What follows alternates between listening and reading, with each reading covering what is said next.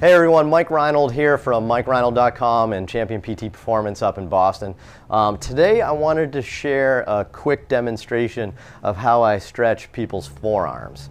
I really didn't think I'd be producing this video or putting this video together, as I really didn't think it was anything special that I do in terms of like stretching somebody's forearm. But I will say that the majority of my clients, after I stretch their forearm, always kind of compliment it, I guess, or tell me that, hey, wow, like you really get a good stretch in my forearm. Nobody's ever done that with me before. I've never really felt that before.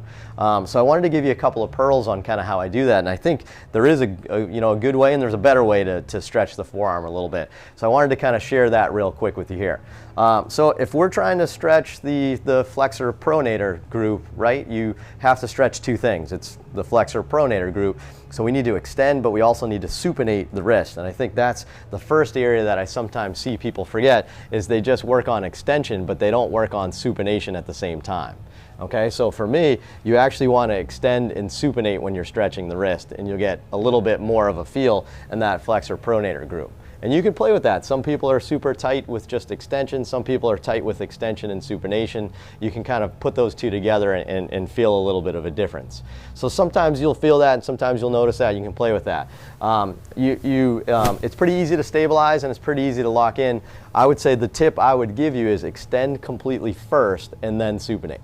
Okay, so make sure that you're getting full extension and then supination. If you do it all together, you're probably not locking in one of the movements. So fully extend, fully supinate, and I think you'll get a much better stretch there.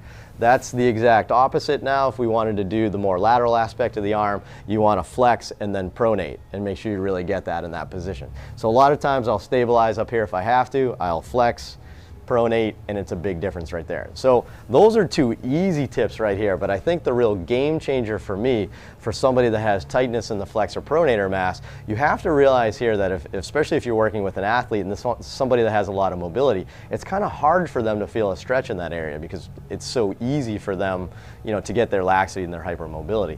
So for them, you have to make sure that you are extending the entire joint. And what I mean by that is sometimes when you extend, if I put my hand like this, you see what happens to his fingers? You see how his fingers kind of lap around my hand there, or wrap around my hand in that position here? So what I'm doing there is I'm not involving all of the musculature. If I do that, I'm just doing the wrist and I'm not involving all the fingers. So again, that tip for that is to extend. Make sure you get the thumb. That's another common one that wraps around. But get the thumb, and then in this position, it's not going to feel as good of a stretch because his fingers are flexed. You got to go down a little bit and make sure you get those fingers. Okay, and then one other thing sometimes I'll do is I'll use my stabilizing hand, the one that's more proximal, and I'll kind of put it on the back side of his hand so that way we get to the end of the joints, and I'll cause a little hyperextension of his fingers as well. So you can see now I'm getting full wrist, finger extension, I'm including the thumb, we're almost like hyperextending the fingers a little bit, and then again I would supinate in that position. So to me, that's a really big kind of pearl and a little tip that sometimes I don't see people do, is make sure you're locking both flexion and supination, but more importantly, make sure you're not letting those fingers wrap around your hand.